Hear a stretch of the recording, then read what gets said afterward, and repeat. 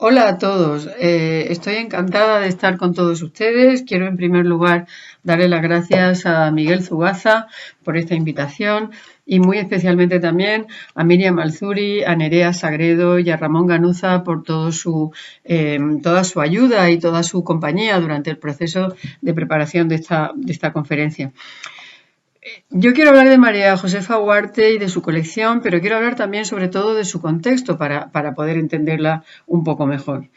Cuando pensamos el coleccionismo como una actividad privada y lo caracterizamos como el retrato espiritual, social, económico de quien lo realiza, no debemos olvidar que, como cualquier otra actividad humana, al mismo tiempo se inserta en un contexto que trasciende el ámbito de lo estrictamente personal. Es decir, el coleccionismo también traduce de un modo peculiar en cada caso la relación de quien colecciona con el ambiente en el que se desarrolla la colección. La colección de María Josefa Huarte de Beaumont no es una excepción en este sentido. Por eso, para acercarnos a comprender sus objetivos y su significado, es imprescindible atender a aspectos como qué ocurre a su alrededor cuando selecciona piezas de determinados artistas, desde qué planteamientos lo hace y cómo puede interpretarse el conjunto que llegan a componer en el marco de unas determinadas coordenadas geográficas e históricas. Para situar la colección de María Josefa Huarte suele mencionarse el ambiente familiar como un primer factor determinante, así como la posición central de la familia en el mundo empresarial de la España del desarrollismo. Es esa España que deja de ser rural o que reinventa su sentido de lo rural mediante los pueblos de nueva colonización y en la que entran novedades y divisas mediante el turismo,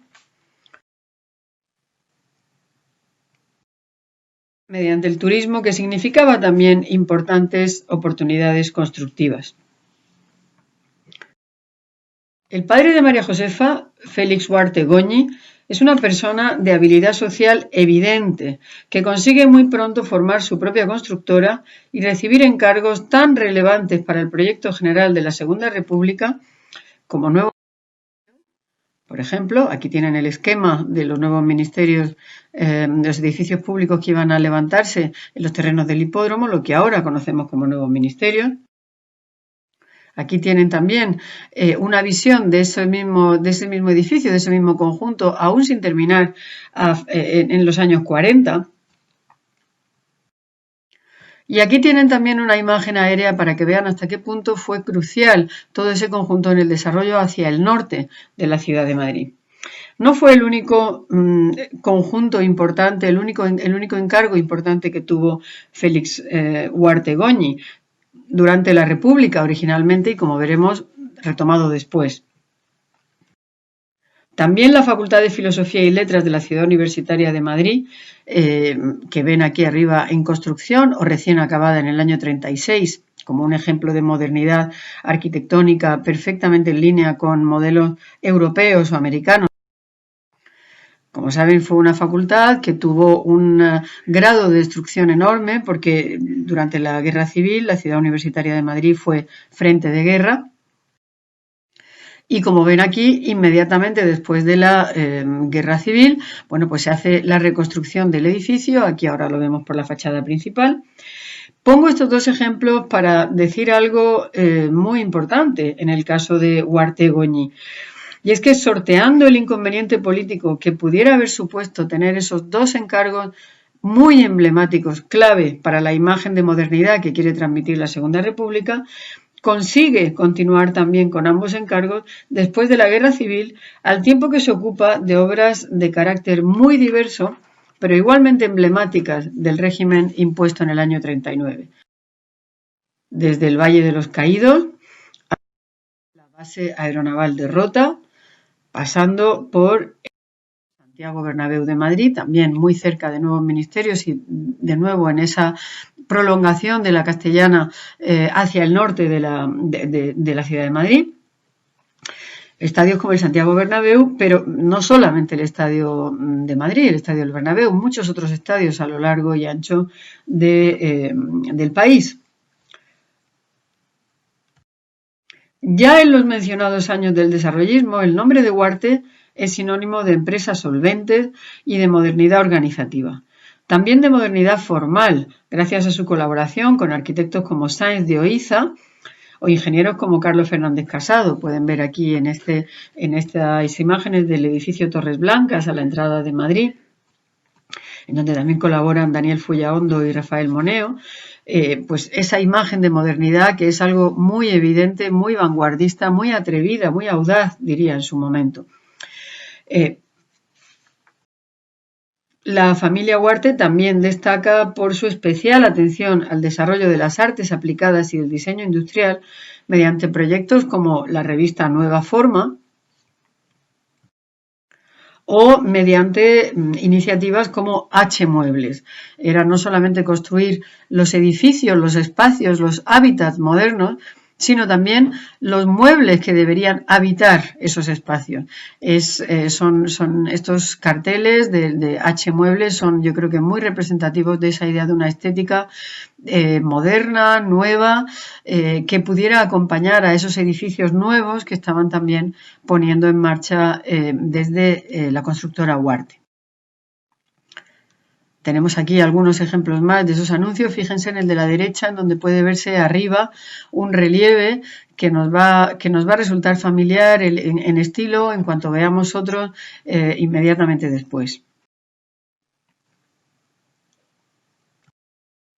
Bueno, incluso el H Muebles también con ese deseo de promocionar el diseño moderno, promocionar la modernidad, el habitar en moderno, ponen en marcha concursos de diseño de muebles. Este es el primer premio. Esta silla es la que recibe el primer premio de la primera edición del concurso, que ganó entonces, y esto es significativo, un joven arquitecto navarro llamado Rafael Moneo Vallés, que sería quien después, ya convertido en un arquitecto de absoluta referencia, de prestigio internacional, construiría, bueno, pues el museo de la Universidad de Navarra, en el que actualmente se aloja de manera regular la colección de María Josefa Huarte. Por su mecenazgo y casi tutela de artistas como Oteiza en los años 50 o su apoyo económico, intelectual y político a los encuentros de Pamplona en el año 72, y ahí vemos abajo a Juan Huarte con Luis de Pablo, la familia Huarte, en un sentido amplio, aparece con frecuencia, pero no con detalle, en el relato de la modernidad artística y cultural que se va abriendo paso a lo largo del franquismo, ilustrando de algún modo las contradicciones culturales del propio régimen desde mediados de los años 50. No se trata de un progreso lineal ni unívoco hacia lo moderno, sino que lo que se produce es la superposición de diferentes caminos con infinitos recodos. De un lado, a finales de los 40 se registran impulsos como la famosa Escuela de Altamira o las Bienales Hispanoamericanas de Arte. Aquí tienen a Salvador Dalí visitando con Leopoldo Panero, secretario de la primera Bienal Hispanoamericana, pues la exposición bienal, y después a punto de pronunciar, lo tienen abajo, su famosa conferencia en el Teatro María Guerrero, Picasso y yo. Es un momento clave en el año 51 porque está empezando a producirse la apertura del régimen y en el contexto de los inicios de la Guerra Fría, y la adhesión de artistas como Dalí, bueno, pues se vende internacionalmente como algo importante que liga al gobierno franquista con la modernidad, aunque claro, con una determinada modernidad. Estas bienales, aquí tienen el catálogo y el libro que posteriormente publica Luis Felipe Vivanco sobre la primera Bienal Hispanoamericana de Arte, con una determinada estética, ¿no? Con un dibujo de Caballero, José Caballero. Tendrían lugar alternativamente en España y en Latinoamérica. La primera fue en Madrid, la segunda fue en La Habana, la tercera fue en Barcelona y fue realmente la última, pero fueron muy, muy, muy importantes en su momento. Tuvieron un impacto público muy interesante. También es importante mencionar en esta línea de impulsos hacia lo moderno que se van registrando por parte del régimen, las exitosas participaciones en eventos como la Trienal de Milán del año 51, la primera vez que el régimen de Franco consigue un premio en uno de estos certámenes internacionales. Ese premio, además del Premio General del Pabellón, recayó también en esta obra de Ángel Ferrán, Muchachas, una escultura móvil. Pero también, bueno, pues en las Bienales de Venecia, como pueden ver aquí con estas obras de Antonio Saura en el pabellón de la Bienal de Venecia en el año 50, o en la Bienal de Sao Paulo, en donde Oteiza, del que hablaremos mucho más en esta charla, bueno, pues resultó vencedor en la Bienal de Sao Paulo del año 57. Todos estos eran, digamos, impulsos, iniciativas admitidas o directamente promocionadas, por una parte del régimen que busca cierta rentabilidad política, sobre todo en el exterior y en el marco de la Guerra Fría y del deshielo diplomático de una dictadura que ya resultaba anacrónica, aunque útil todavía en Europa para el lado, digamos, occidental en el marco de la Guerra Fría. Aquí tienen esta foto, bueno, pues a Oteiza justamente debajo del cartel de artistas laureados. Era importante para el régimen dar esa imagen de modernidad participando en este tipo de certámenes y sobre todo, claro, ganando esos premios.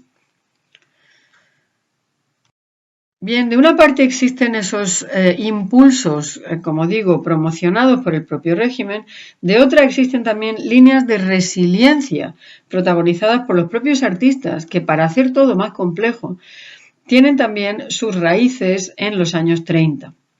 En una vuelta de tuerca más, artistas como Jorge Oteiza, muy directamente relacionado a la familia Huarte, o Ángel Ferrán, se mueven en cualquiera de estas líneas sin desdecirse necesariamente de ninguna de sus posiciones personales, pasadas o presentes, ya fueran políticas o artísticas. Un último factor que tenemos que considerar para caracterizar el ambiente en el que nace y se desarrolla la colección de Josefa Huarte es el religioso, cuya presencia es clave para entender el pensamiento de las élites durante las décadas centrales del siglo XX en España. También en ese aspecto hay que considerar importantes variantes. En los años 40, lo religioso se representa con un marcadísimo sentido conservador a través del llamado nacionalcatolicismo. A comienzos de los 50, lo hace abriéndose a posiciones más humanistas, como muestra el célebre discurso Arte y Política, que el ministro de Educación Nacional, Joaquín Ruiz Jiménez, pronunció precisamente para justificar la abstracción como tendencia clave en la Bienal Hispanoamericana de 1951. Y en un tercer momento, ya en el contexto de la tecnocracia y del desarrollismo de los 60, en el momento en el que se están empezando a desarrollar los planes de desarrollo iniciados en el año 59, esos planes de desarrollo que daban lugar a esas fotos familiares delante del SEAT 600 y esos primeros bloques de viviendas en las afueras de las grandes ciudades. En ese momento, lo religioso se manifiesta proyectando, como se propuso hacer el Opus Dei, una imagen de vía necesaria hacia la eficiencia modernizadora de la política y de la economía española. Una vía que, de nuevo, encontraría en la abstracción y en las formas de la modernidad en general una manera de eludir narraciones quizá poco deseables, menos deseables seguro y poco deseables también. Narraciones como las que ponen de manifiesto estos dos recortes de prensa, por ejemplo. Junto a la idea general de abstracción como equivalente de modernización que poco a poco se va abriendo paso en la España de la época, ese factor religioso, espiritual, ayuda sin duda a entender las preferencias de una coleccionista como María Josefa Huarte.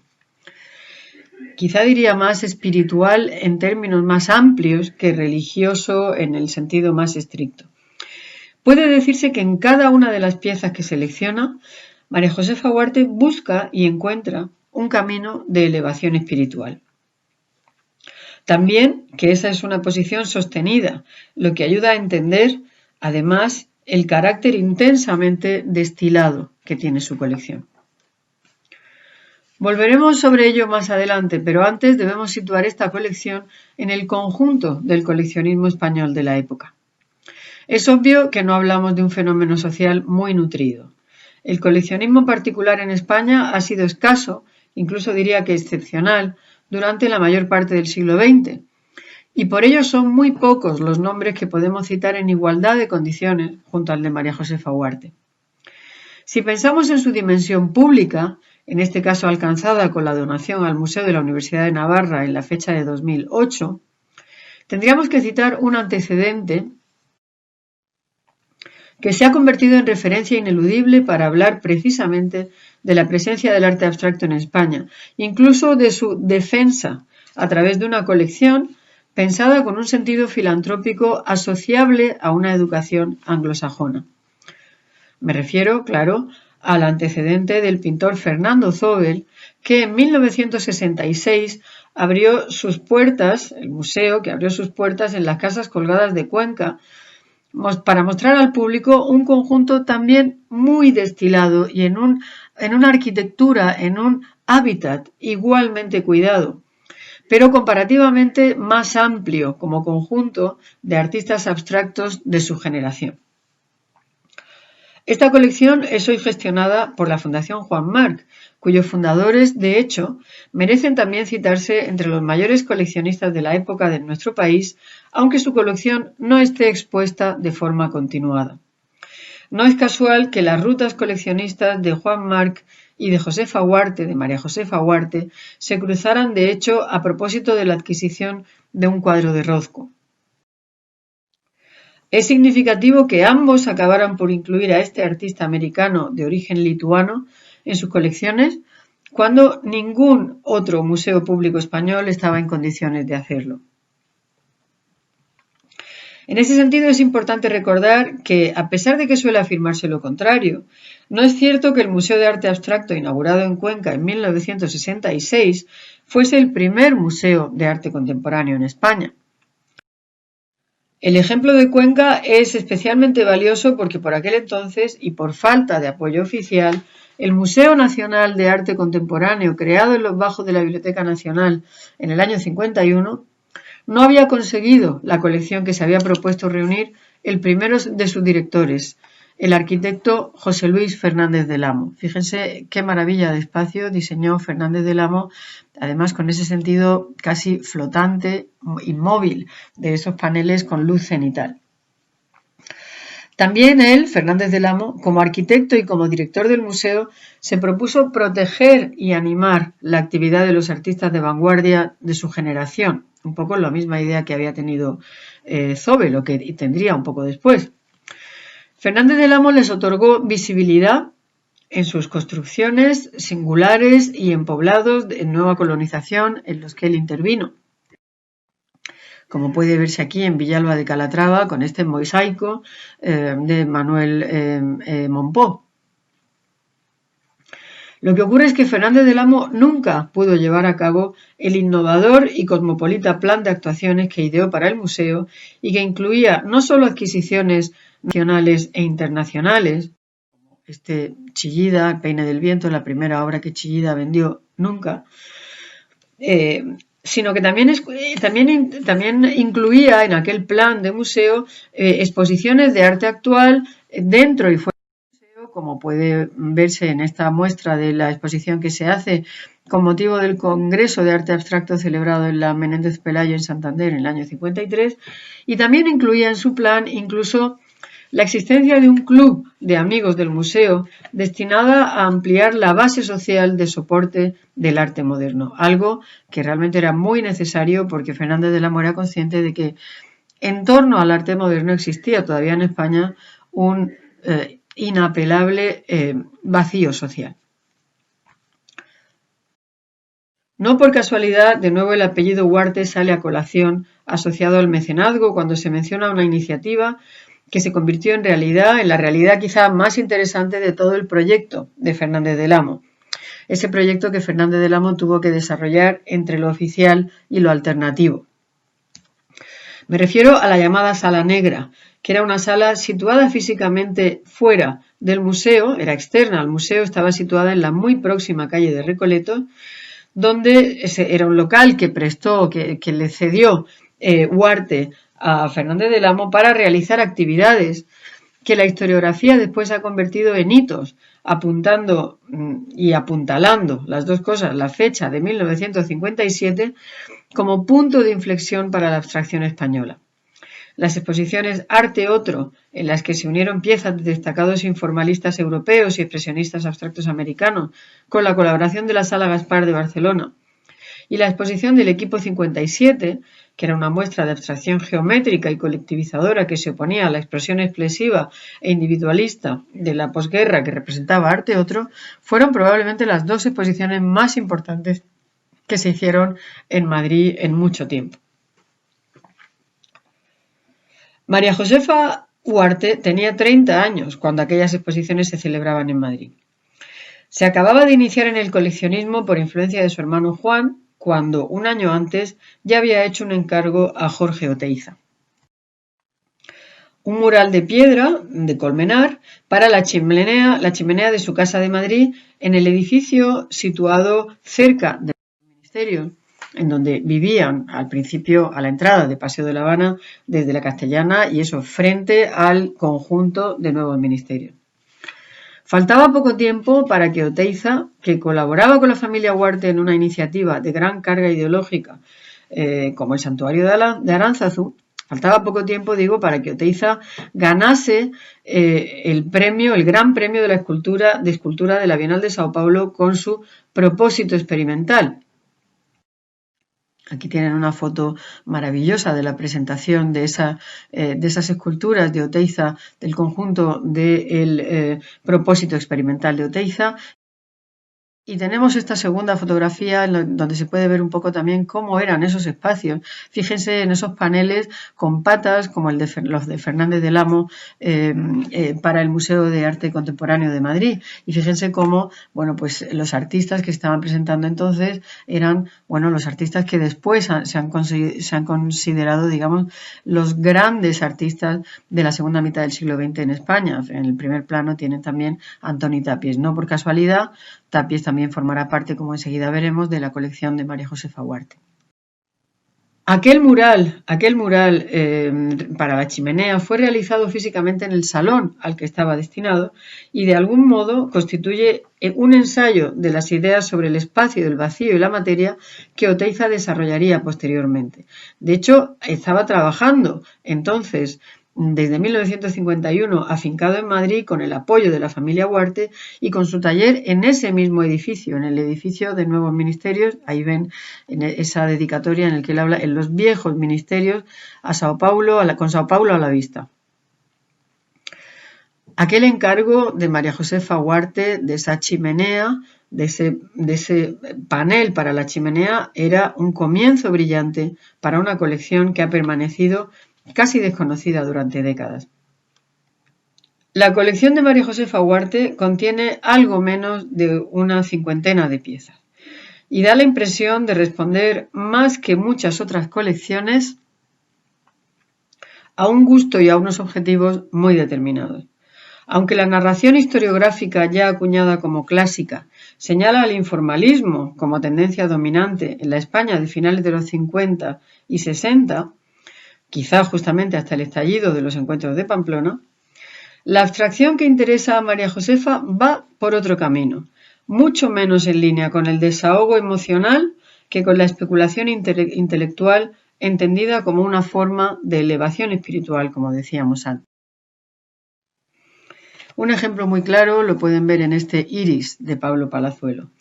La investigación de lo espacial en plano, como ocurre con Palazuelo, o en 3 dimensiones, como ocurre a veces también con Palazuelo y desde luego con Oteiza, y con un sentido de alta exigencia intelectual, parece recorrer todo el conjunto de la colección de María Josefa Huarte. Por eso no es casualidad que junto a Oteiza aparezca inicialmente el nombre de Palazuelo, aquí lo pueden ver, al que más tarde se uniría el de Tàpies.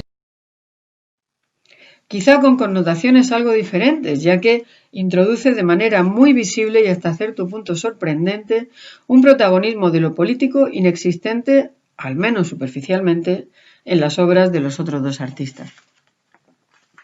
María Josefa ha contado alguna vez la emoción que sintió cuando vio este cuadro por primera vez, con un gesto que me parece muy significativo. Cuando se lo enseñaron en la galería, en París, sin pensarlo, se puso de pie. Creo que eso es algo que, bueno, indica una descarga emocional muy fuerte. María Josefa quería adquirir piezas de sus contemporáneos y a menudo intenta profundizar en la obra de un mismo artista mediante la adquisición de varias piezas. Es obvio que la colección busca más la intensidad y la coherencia que la variedad.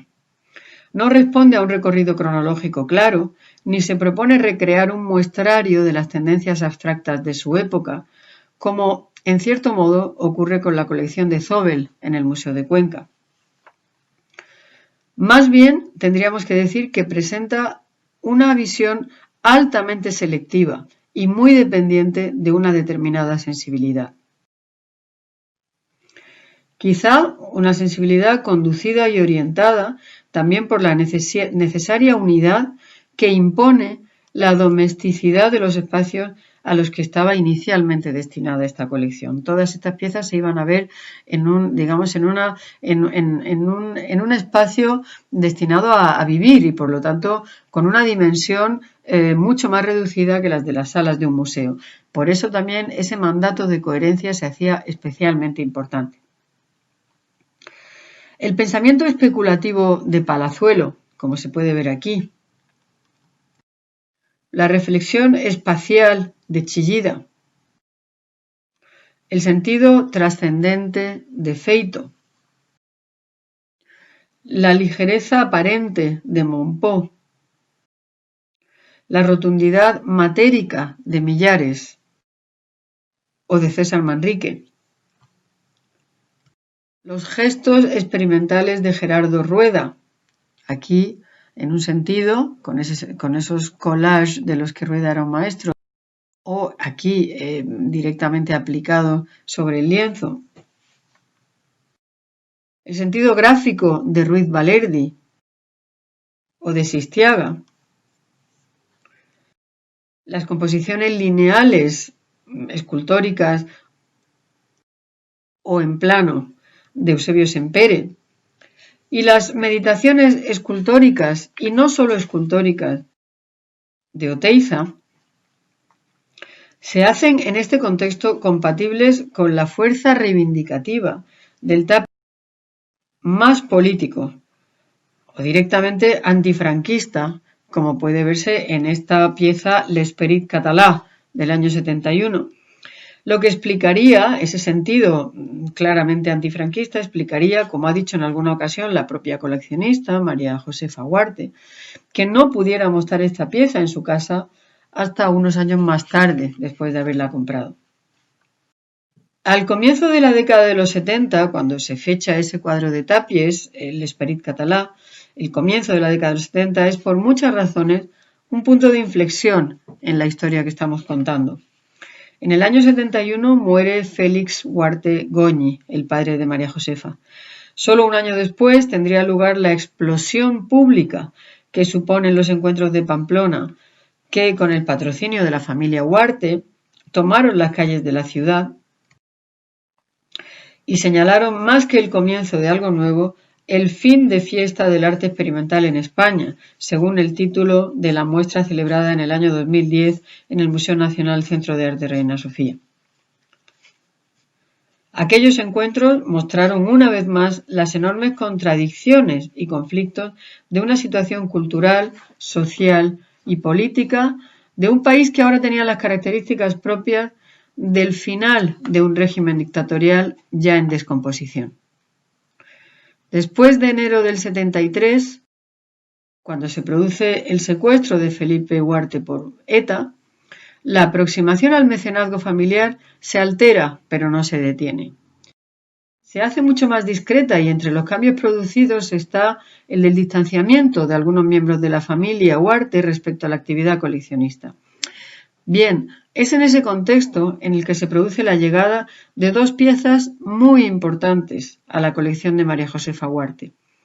El lienzo sin título de Mark Rothko, fechado en el año 69, del que ya hemos hablado, ya lo hemos mencionado y vuelvo a decir que es algo excepcional, absolutamente excepcional en el conjunto del coleccionismo español, tanto público como privado.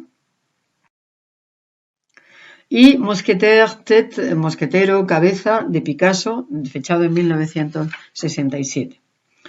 Mientras que el primero encaja a la perfección, el Rothko encaja a la perfección con los anhelos coleccionistas de María Josefa, ese sentido de elevación espiritual, de pureza, de exigencia intelectual.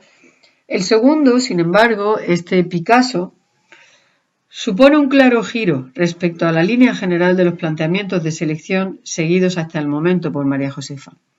Es, por así decirlo, un llamativo excurso frente al panorama extremadamente riguroso y contenido que María Josefa había venido construyendo a través de décadas. Algo alejado del resto, aunque por razones diferentes, está también el dibujo de Kandinsky, que vemos ahora mismo. Aunque realmente Kandinsky fuera, eso sí, una referencia absolutamente ineludible para toda la generación a la que dedica su atención prioritaria la coleccionista, a la generación, digamos, de la posguerra especialmente, y muy singularmente para un artista, Kandinsky fue clave para un artista como Pablo Palazuelo. Kandinsky fue realmente, junto con Paul Klee, uno de los artistas de referencia del contexto internacional para los artistas de esa generación de Tapies, de Palazuelo, que buscaban, digamos, formas de libertad artística en el contexto internacional.